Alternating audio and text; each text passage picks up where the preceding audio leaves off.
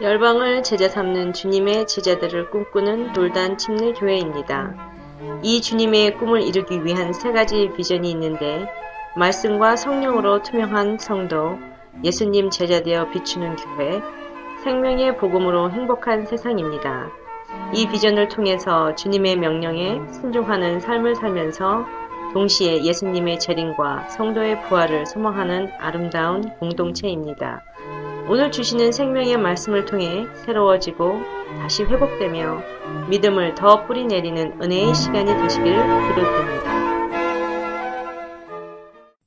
예, 오늘은 사무엘하 3장 27절에서 39절까지 말씀을 통해서 눈물을 흘리는 다윗이라는 말씀의 제목으로 은혜를 나누기를 원합니다.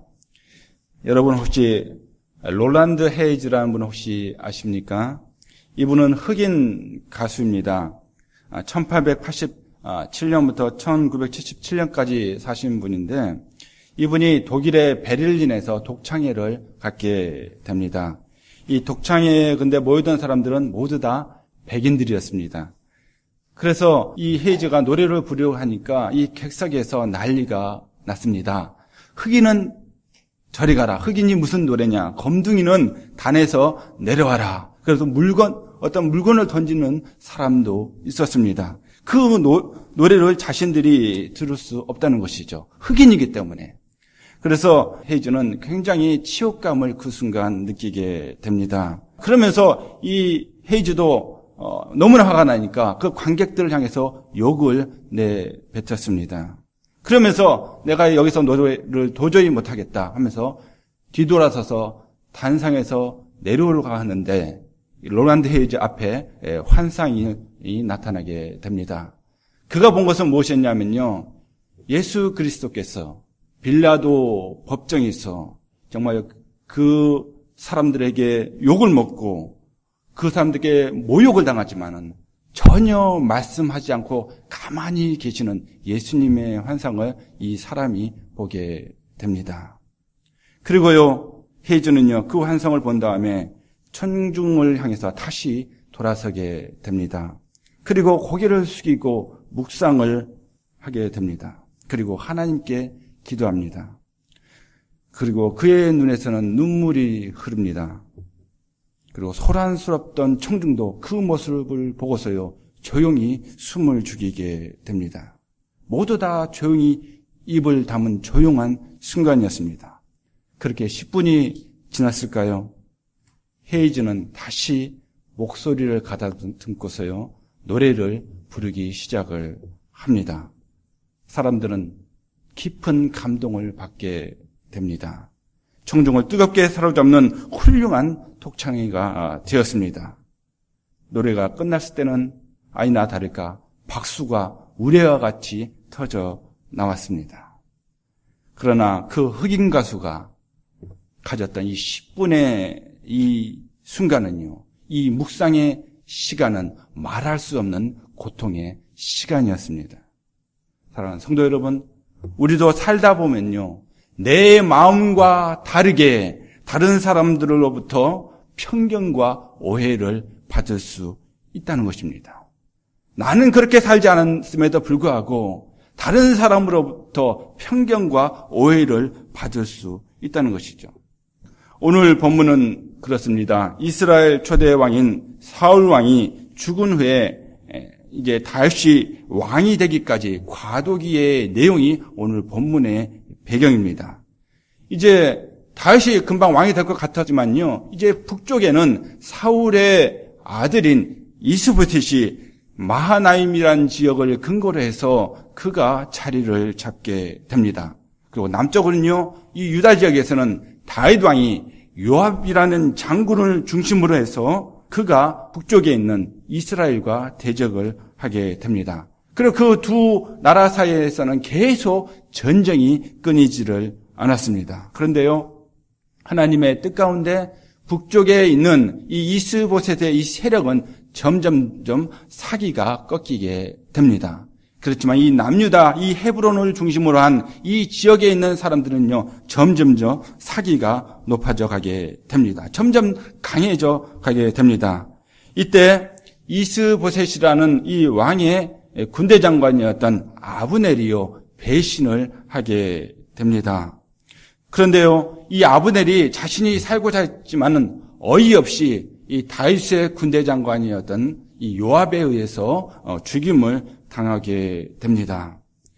요압이 지난 전쟁에서 자기 동생인 아사엘이 바로 이 아브넬이라는 사람에 의해서 죽임을 당했거든요. 그래서 복수를 한 겁니다. 다윗은 그것을 원하지 않았어요. 그런데 요압이 자기 임으로 행동을 취한 겁니다. 그 와중에 이 다윗은요, 모든 사람의 오해와 편견을 다 받게 됩니다. 다윗의 마음이 그런 건 아니었어요. 근데 군대 장관이 이 요압이 자기 마음대로 죽인 거였거든요. 근데 이 다윗은 오해와 편견을 받게 됩니다.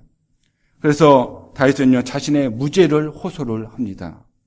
그는 아브넬을 위해서 성대한 장례식도 치러줍니다. 진심 어린 눈물을 그 앞에 흘릴 수밖에 없었습니다. 왕이 눈물을 흘립니다. 용사 중에 용사인 다윗이 눈물을 흘릴 수밖에 없었던 그 이유들과 그 결과를 통해서 우리가 교훈을 오늘 이 아침에 받기를 원합니다. 첫 번째로 다윗 왕이 우는데 왜 울었냐? 첫 번째로 다윗은 큰 오해를 받았기 때문입니다. 엄청난 큰 오해를 받았어요. 지금도 신앙생활하면서 큰 오해 가운데, 편견 가운데 살아가는 사람도 많이 있다고 생각을 합니다. 자기는 순전한 마음으로 하나님께 봉사했어요. 그런데 오해를 받아요. 편견을 받습니다. 그런데 다윗이 바로 그런 상황에 지금 처해 있습니다. 사고는 누가 쳤습니까? 그의 군대 장관인 요압이 사고를 쳤어요. 요압이 아브넬을 아주 비열하게 비참하게 죽였습니다. 앞에서 말씀드렸지만요, 요압의 동생 아사헬, 그는 굉장히 그도 전쟁에 뛰어난 사람이었어요. 그런데 적장인 아브넬만큼은 미치지를 못한 것 같습니다. 적군의 군대 장관이었습니다. 근데 그를 잡으러 가려고요, 이 아사헬이 쫓아간 겁니다. 그래서 아브넬이 그랬어요. 나를 쫓아오지 마라. 그럼 너는 죽을 것이다. 그래서 계속 쫓아온 거예요. 그러니까 아브넬이 결국 창 뒤로 그를 찔러서 죽이게 됩니다. 그때부터 요압은 이제 복수심을 갖게 된 거죠. 그래서요, 이 아브넬이요, 이 다윗 왕을 만나러 왔다가 조용히 돌아갔을 때 다시 그를 불러드립니다. 그래서 조용히 성에서 그를 암살을 하게 됩니다. 요압은 아브넬을요, 다윗 몰래 죽였습니다. 큰 잘못을 저지른 거죠. 현재의 왕은 다윗이에요. 아브넬을 그렇게 죽일 수 있는 그런 상황이 아니었습니다. 그래서 다윗은 어떤 마음이 들었냐면 이 요압이라는 장군을 바라봤을 때 도저히 내가 컨트롤할 수 없는, 아웃 오브 컨트롤이라고 그랬죠. 내가 어찌할 수 없는 사람이다. 그런 생각까지 갖게 됩니다. 그래서 39절 말씀을 보시면요, 이렇게 말씀하고 있죠. 내가 기름 부음을 받은 왕이 되었으나 오늘 약하여서 수르야의 아들은 이 사람들을, 요압을 얘기합니다, 제어하기가 너무 어려우니, 어떻게요? 제어하기가, 컨트롤하기가 너무 어렵다. 그런 자기 속마음을 이야기를 하고 있습니다. 여러분, 이 요압은요, 근데 이번뿐만 아니고 나중에도 이 사무엘서를 계속 읽고 열왕기서를 계속 읽다 보면요, 이 요압의 행적이 계속 나오거든요. 근데 이 사람이 그 버릇을 고치지를 않습니다. 계속 왕과 상관없이 자기가 그 왕인 것처럼 행동하는 것을 볼 수가 있습니다. 예를 들면요, 무엇입니까? 압살롬이, 다윗 왕의 아들이 압살롬이죠. 압살롬도 반역을 하지 않습니까? 근데 다윗의 마음은요, 압살롬이 죽기를 원하지 않았어요. 죽기를 원하지 한 번도 없어요. 반역을 했지만. 근데 나중에 요압이 어떻게 합니까? 압살롬을 죽입니다. 생포하라고 그랬어요. 근데 요압이 죽입니다. 그리고 적장인 아마사라는 사람이 있습니다. 굉장히 이 사람도 군대 장관으로서 괜찮은 사람이었어요. 살리고 싶을 정도로 적장이지만은 그러한 용기와 기백이 있는 사람이었습니다. 그런데 이 사람도 누가 죽이는가? 바로 요압이 이 아마사를 죽여버립니다. 그러니까 자기 딴에는 조금이라도 자기보다 높이 올라갈 만한 사람, 왕의 마음에 들 만한 사람이 조금이라도 있으면요, 다 죽여버리는 거예요. 이게 요압 장군의 마음이고 심성이었습니다. 그러니까 얼마나 힘들었겠어, 다윗 왕이. 컨트롤할 수 없다. 내가 제어할 수 없다. 이 수라의 아들들은 내가 어찌게 할 수가 없구나. 그러면서 그가 이야기를 합니다. 그래서 열왕기상 2장 32절 보면요, 다윗 왕의 아들이 누굽니까? 솔로몬이죠. 솔로몬의 말입니다. 우리가 함께 읽겠습니다. 시작. 이 여호와께서 요압의 비를 그의 머리로 돌려보내실 것은 그가 자기보다 의롭고 선한 두 사람을 쳤음이니 곧 이스라엘 군사령관 넬의 아들 아브넬과 유다 군사령관 예델의 아들 아마사를 칼로 죽였습니다. 이 일은 내 아버지 다윗은 알지 못하셨나니. 솔로몬 왕 그 아들은 알고 있었어요. 아버지도 모르는 일을 바로 이 요압이란 장군은 아마사도 죽이고 아브넬도 죽이고 그리고 누구요? 그가 마음에 안 드는 사람은 다 죽였다는 거예요. 정적은 다 죽이는 사람이 바로 이 요압 장군의 모습이었습니다. 물론 다윗을 위해서 충성을 다했죠. 충성을 다했지만은 하나 마음에 안 드는 게 있었다면 바로 왕의 명령을 거부하고 무조건 정적들을 죽였다는 것입니다. 권력의 맛을 본 요압의 모습이었습니다. 여러분, 그런데요, 요압이 그러한 일을 저질러가지고 요압이 그 화살을 다 맞으면 좋겠어요. 근데 그렇게 되지를 않았다는 것입니다. 그 화살이 누구로 왔습니까? 그 군대 장관이 잘못하니까 다 다윗에게로 그 화살이 다 쏟아졌다는 것이죠. 그래서 다윗은요, 이스라엘뿐만 아니고 모든 유다 사람들의 비난을 다 받게 됩니다. 다 뒤집어 쓰는 거예요. 근데 억울해도 어쩔 수 없는 상황이 그럴 수밖에 없어요. 정치적으로도 그렇죠. 다윗이나 이 군대 장관 요압이나 세상 사람들이 보기에는요, 백성들이 보기에는 같은 사람으로 보는 거예요. 아무리 요압이 죽였지만은요, 요압이 죽인 거는 다윗의 명령이 없이 어떻게 그런 일이 벌어질 수 있겠냐는 거예요. 근데 솔로몬 왕이 뭐라고 했어요? 우리 아버지 다윗 왕은 몰랐습니다. 그러잖아요. 모르게 한 거예요. 속인 겁니다. 그런데 화살은 누가 받습니까? 다윗 왕이 다 받게 되는 그러한 결과를 보게 됩니다. 설령 다윗 왕이요, 나는 모르는 일입니다 해도요, 사람들이 믿을 수 없는 그러한 상황이었다는 것이죠. 참으로 답답한 상황이 아닙니까? 억울한 상황이에요. 여러분, 예를 들어볼까요? 만약 한국의 예를 든다면 한국의 어떤 국정원장, 미국으로 하면 CIA 정도 되겠죠. 그 국정원장이 북한을 비밀리 넘어갔어요. 왜요? 무슨 중요한 그 안건을 가지고서 북에 넘어갔습니다. 갔어요. 방문했어요. 그런데 이 사람이 피살됐습니다. 암살을 당했어요.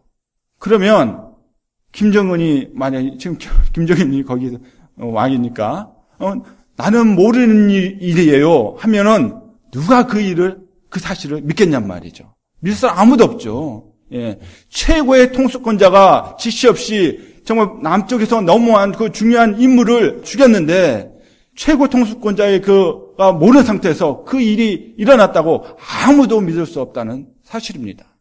바로 그 상황이 지금 다윗이 겪고 있는 아픔이에요. 정말 다윗은 몰랐거든요. 정말 결백하거든요. 정말 그 아브넬을 살리고 싶었어요. 그런데 요압이 죽은 겁니다. 그런데요, 이 아브넬의 죽음의 파장은 엄청나게 컸습니다. 엄청나게 컸어요.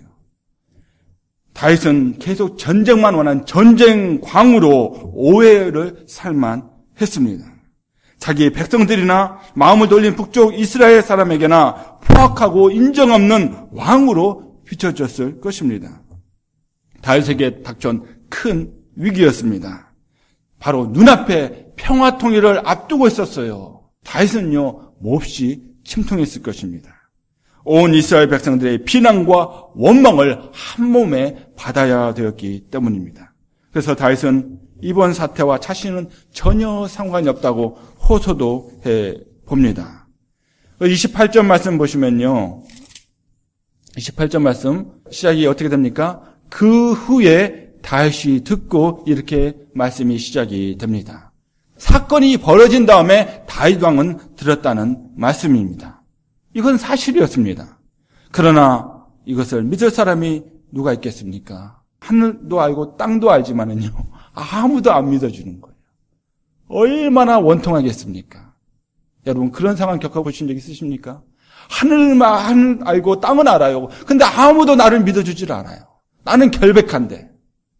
여러분, 다윗 왕은요, 관계를 굉장히 중요하게 생각하는 왕이었습니다. 감성적인 사람이었어요. 근데 그에게 찾아온 이 큰 오해는요, 정말 망치로 뒤통수를 꽉 맞는 것처럼 엄청난 시련이었다는 것이죠. 그래서 다윗은요, 이 죽은 아브넬의 장례식에 참여하는데요, 눈물을 흘리면서 아마도 그 억울한 마음까지 합해서 목 놓아 울었을 것입니다. 요압은 다윗의 이름을 팔아서 아브넬을 죽였습니다. 여러분, 다윗을 위한다면서 자신이 섬기는 다윗을 위기에 빠뜨린 사람이 바로 그 밑에 있는 장군이었다는 것입니다. 나라를 위기에 빠뜨리는 결과를 그가 가져왔습니다. 근데 사랑하는 성도 여러분, 이 요압을 우리가 비난할 수 있지만은요, 때론 내 자신이 그러한 위치에도 있을 수 있음을 여러분 아십니까? 여러분, 요압 장군은요, 다윗을 위한다는 명목으로 자기 마음대로 행하면서 나라를 위기에 빠뜨렸어요. 그런데 우리의 죄성이 나 자신도 그럴 수 있다는 사실입니다. 어떻게 해요? 내가 하나님 교회를 위합니다. 내가 하나님을 위합니다. 내가 어떤 목사님을 위합니다. 하면서요, 내가 교회를 위기에 빠뜨릴 수도 있다는 거예요. 엄청난 소용돌이로 내가 몰아갈 수도 있다는 것입니다. 하나님의 이름을 위한다면서도 하나님의 이름에 먹칠을 할 수도 있다는 거예요. 그것이 우리가 갖고 있는 죄성이라는 것입니다. 죄의 본성입니다. 사랑하는 성도 여러분, 우리 하나님이요, 얼마나 우리의 교회와 우리의 가정을 사랑하시는지 여러분 깨달으시기를 바랍니다. 핏값으로 사셨습니다. 예수 그리스도의 보혈의 핏값으로 우리의 교회를 사셨음을 여러분 기억하시기를 바랍니다. 그 교회가 건강하게 세워지는 것이 바로 하나님의 기쁨이라는 것입니다. 그런데 교회가 무너지면 여러분 그 책임을 누구에게 물으실까요? 누구에게 물으실까요? 바로 요압과 같은 사람에게 물으실 것입니다. 왜냐하면요, 누군가를 위한다는 이면의 마음속에는요, 내 자신의 이기심과 욕망이 있기 때문입니다. 어떤 상황에서도 참으로 교회를 말씀과 성령 안에서 세워가는 저와 여러분 되기를 주님의 이름으로 축원합니다. 두 번째로 다윗이 눈물을 흘립니다. 한 나라의 왕이 눈물을 흘려요. 두 번째로 그 눈물을 흘리는 이유는요, 그 마음이 긍휼히 여기는 마음이 있었기 때문입니다. 긍휼한 마음이 그에게 있었어요. 다윗은 울고 또 울었습니다. 모든 백성들이 오해해서 울었고요. 또 한편으로는요, 이 죽은 아브넬이 아마 불쌍해서 울었을 것입니다. 다윗은 강한 용사였어요. 정말 전쟁에 나가면요, 항상 이기는, 앞장서 나가는 용맹스러운 장수였습니다. 근데 그에게는 또 다른 마음이 있었는데요, 긍휼히 여기는 마음이 있었어요. 얼마나 이 균형 잡힌 모습인지 모릅니다. 다른 사람 불쌍히 여기는 마음이 그에게 있었다는 것이죠. 그래서 31절 말씀 보실까요? 다윗이 요압과 및 자기와 함께 있는 모든 백성에게 이르되 너희는 옷을 찢고 굵은 배를 띠고 아브넬 앞에서 애도하라 하니라. 다윗 왕이 상여를 따라가. 아멘. 여기 끝에 보면 다윗이 뭘 따라갔다고요? 상여를 따라갔다고 그래요. 예, 상여를 따라갔습니다. 한 나라의 왕이 그 상여를 따라갔다는 것은 무슨 의미입니까? 국가적인 장례를 치러준 거예요. 적장이었습니다. 죽었어요. 그런데요, 장례식을 아주 성대하게 치러줍니다. 왕도 따라갈 정도로. 예. 가서 적당히 이렇게 장례식 치러줘라 그럴 수도 있잖아요. 본인은 참석 안 해도. 그런데요, 이 다윗은 참석을 합니다. 참석을 해요. 여러분, 그리고 또 어떤 얘기를 해줍니까? 누가 죽였다고 그랬죠? 요압 장군이 죽였죠. 근데 요압 장군한테도 명령을 내립니다. 너도 옷을 찢으면서 굵은 배를 띠고 이 아브넬 앞에서 슬피 울라고 명령을 내립니다. 여러분, 이스라엘에서요, 옷을 찢으며 굵은 배를 띠는 것은요, 극도의 슬픔을 표현할 때 그렇게 하는 방법입니다. 여러분, 야곱이 사랑하는 요셉이 죽은 줄 알았을 때 그랬고요. 그 사사 있다가 살아가는 외동딸이 죽게 되었을 때 그는 옷을 찢으며 슬퍼했습니다. 이처럼 울라고 한 것은 자신의 오해를 불식시키기 위함도 있었을 것입니다. 그러나 근본적으로는요, 다윗의 마음은 긍휼한 마음이 있었기 때문입니다. 그런 마음을 소유한 사람이 있어요. 자신을 잡아 죽이려고 미친 듯이 따라다녔던 사울 왕이 죽었다는 소문을 그가 들었을 때 다윗은 절대 기뻐하지 않았습니다. 어떻게 했습니까?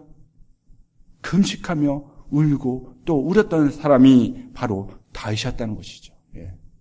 자신을 죽이려 하고 자신을 엿보이는 그런 모든 사람들에 대해서 그는 죽는 것을 원하지 않던 사람, 또한 죽었을 때 슬피 울면서 국리를 여기면서 금식했던 사람이 바로 다윗 왕이었다는 것입니다. 그래서 다윗 왕은요, 음악을 했던 사람이죠. 그러면서 어처구니 없이 죽은 이 아브넬을 위해서 슬픈 노래까지 지어줍니다. 긍휼한 마음이 있었다는 것은 분명한 거예요. 그래서 33절, 34절 말씀 보시면요. 제가 읽어드리겠습니다. 왕이 아브넬을 위하여 애가를 지어 이르되 아브넬의 죽음이 어찌하여 미련한 자의 죽음 같은고 내 손이 결박되지 아니었고 내 발이 착고에 채이지 아니었거늘 불의한 자식의 앞에 엎드러짐 같이 내가 엎드려 줬도다 하며 온 백성이 다시 그를 슬퍼하여 우니라. 그렇죠. 다윗 왕은 참으로 용맹한 장수이자 긍휼한 마음, 그런 마음이 있는 참으로 균형 잡힌 삶을 살았던 인물이었습니다. 그런데요, 이 긍휼히 여기는 마음이 어디서 왔을까요? 어디서 왔을까요? 여러분, 다윗 왕은요, 하나님의 사람이었습니다. 하나님께서 주신 마음인 줄 믿습니다. 그의 인생 가운데 훈련시키시며 자신에게 날마다 도움을 베푸시는 위로의 하나님 가운데 그의 마음이 그렇게 형성되어졌던 것 같아요. 그러니까요, 늘 하나님 말씀대로 살아가다 보니까 그의 마음 가운데 주님의 마음이 새겨진 거예요. 그러니까 사람들이 죽는 걸 원하지 않아요. 화해하는 걸 원합니다. 그러다 보니까 척장이 죽었어도, 사울 왕이 죽었어도, 자신을 배신했던 자식 그 압살롬이 죽어도 우는 겁니다. 금식하는 거예요. 뭘 먹지를 못하는 거예요. 하나님의 마음입니다. 적이지만 그래도 끝까지 사랑하는 마음. 그것이 하나님의 마음 아니겠습니까? 그것이 다윗에게 있었다는 것이죠. 그래서 성경은 말씀합니다. 우리에게 긍휼의 마음이 필요하다는 것이죠. 출애굽기 33장 19절 하반절 함께 읽겠습니다. 시작. 나는 은혜 줄 자에게 은혜를 주고 긍휼히 여길 자에게 긍휼을 베푸느니라. 아멘. 이게 하나님께서 원하시는 마음이에요. 그럼 어떻게 해야 됩니까? 우리는 성도로서 따라야죠. 말씀이 그럼 우리는 그런 줄 알고 따라가는 것이 믿음인 줄 믿습니다. 그게 신앙생활이에요. 복잡하게 생각할 것이 전혀 없습니다. 여러분, 바쁜 세상 아닙니까? 내 가족 돌보는 것도 소홀해질 수 있는 그러한 세상이 되어버렸습니다. 이웃을 살펴주는 것은 더 말할 나위가 없죠. 그건 더 어렵습니다. 그러나 다윗은요, 적군의 대장인 아브넬을 위해서 자신도 울고 모두 다 함께 울라고 명령까지 내렸습니다. 다른 사람들이 운 것은 자의반 타의반이었는지 모르겠지만 다윗이 운 것은 진심이었다는 것이죠. 긍휼히 여기는 마음 가운데 그가 울음을 터뜨릴 수밖에 없었다는 것입니다. 그런데 여러분 그거 아십니까? 우리가 참으로 성령 받고요, 성령 하나님이 내 안에 내주하시면, 참으로 예수님을 제대로 믿기 시작하면요, 왠지요 내 주위에 불쌍한 사람들이 점점 많아진다는 거예요. 예를 들면요, 그렇게 나를 고생시키는 시어머니가 불쌍해지기 시작합니다. 그리고 그렇게 밉살 보이고 정말 단점투성인 며느리가 불쌍해 보이기 시작합니다. 그렇게 정말 술만 먹고 나에게 정말 폭력을 휘두르는 그 남편이 불쌍해 보이기 시작합니다. 정말 남편 알기를 우습게 하는 그 아내가 이제 불쌍해 보이기 시작합니다. 선교지에 가면요, 불신자들이 그렇게 불쌍해 보이기 시작을 합니다. 그들이 못 먹어서, 그들이 배가 고파서 그게 아니란 거예요. 그들이 죽으면 지옥 가니까, 하나님의 심판을 받으니까, 내 아내도 내 남편도 그러니까 불쌍해 보이기 시작한다는 거예요. 다른 이유가 아니에요.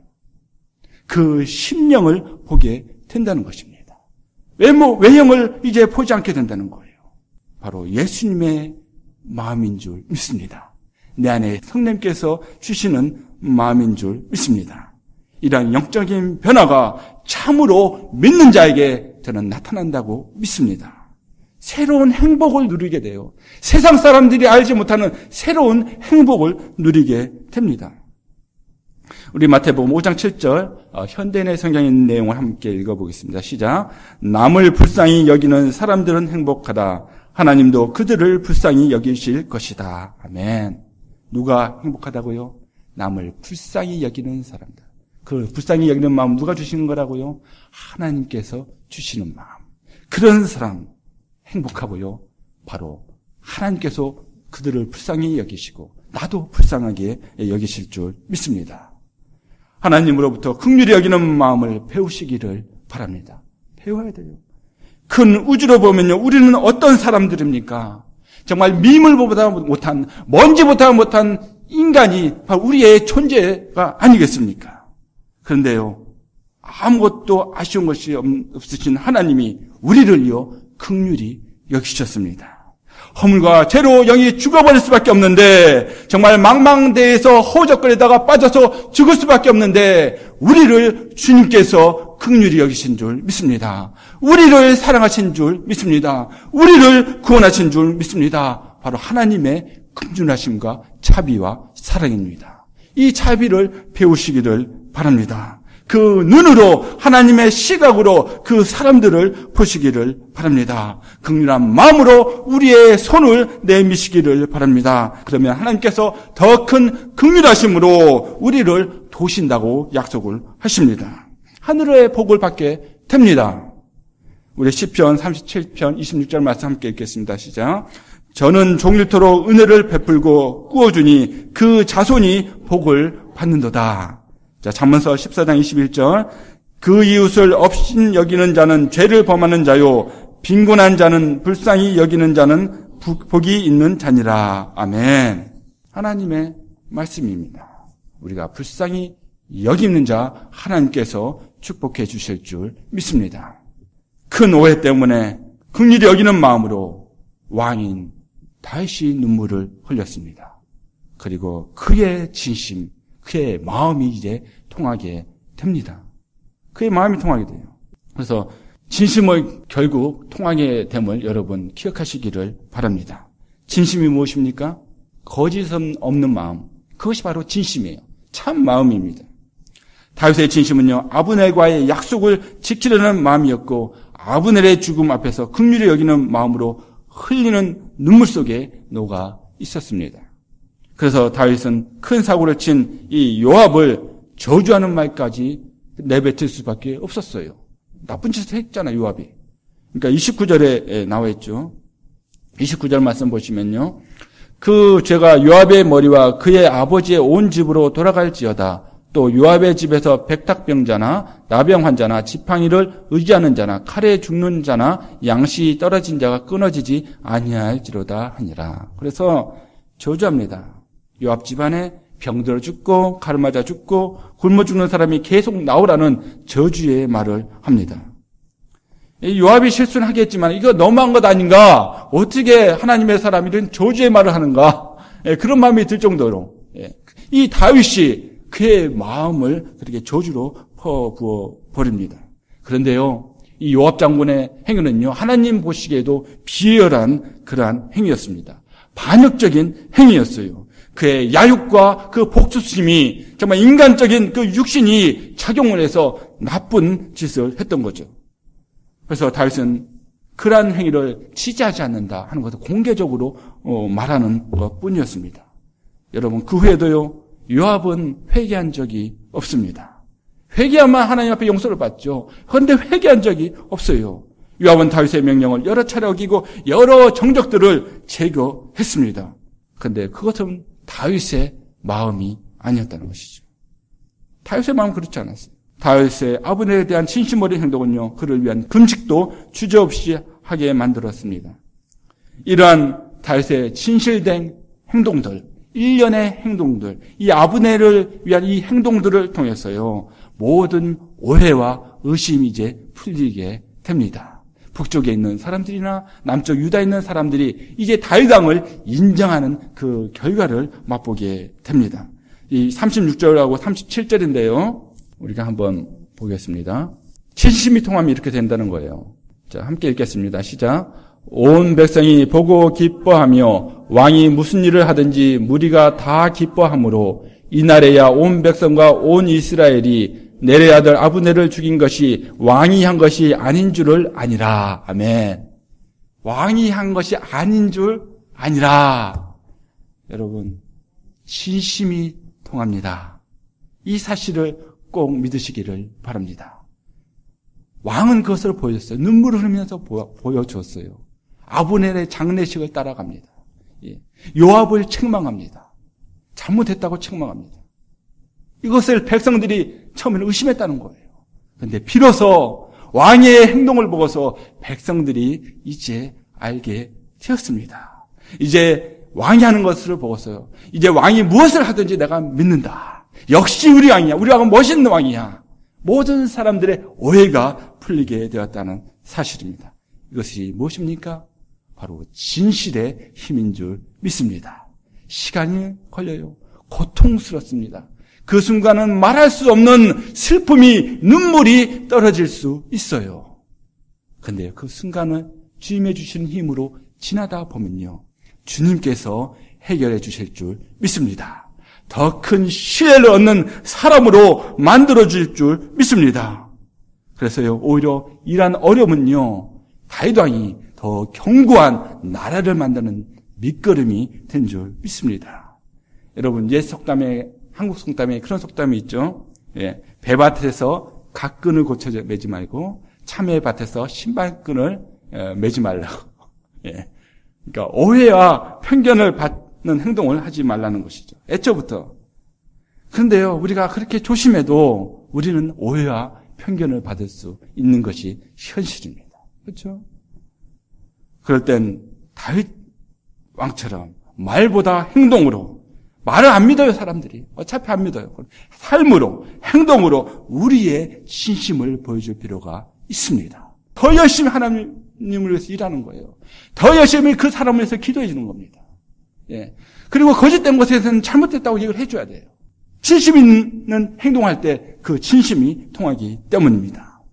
목회자와 목회자 사이에, 목회자와 성도 사이에, 그리고 성도와 성도 사이에 진심이 통해야 합니다. 그런 곳이 하나님께서 일하시는 교회입니다. 참된 성도는요, 그래서 진심이 통한다는 것을 믿어야 될 줄 믿습니다. 사랑하는 성도 여러분, 진심이 통한다고 믿으십니까? 진심이 통한다고 믿으십니까?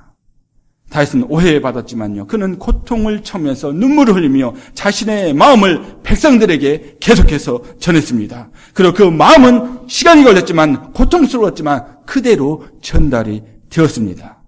2000년 전에 예수님께서 이 땅에 오셨습니다. 엄청난 오해와 핍박을 그분이 몸소 당하셨습니다. 그러나 예수님은요, 한마디 말씀도 하지 않으시고 하나님께서 내려주신 시간표대로 꾹 참고 그 길을 묵묵히 걸어가셨음을 여러분 기억하시기를 바랍니다. 몸소 십자가를 지셨습니다. 거기에 달리셨습니다. 그리고 부활하심으로 이 세상에 오신 목적을 몸소 다 행해서 보여주신 줄 믿습니다. 지금 그분의 참 사랑의 마음을, 그 진심을 아는 많은 사람들이 예수님을 믿고 있는 줄 믿습니다. 예수님만 믿고 있는 줄 믿습니다. 왜냐하면 천하 인간의 구원을 얻을 만한 다른 이름을 우리에게 주신 적이 없기 때문입니다. 그분만이 참 길이요, 참 진리요, 참 생명이기 때문입니다. 사랑하는 성도 여러분, 우리가 불완전해서 상황에 따라서 우리가 오해받을 수 있습니다. 그러면 관계가 불편해지고 불신을 받을 수도 있습니다. 오해를 풀려고 해도 변명으로 보일 수도 있습니다.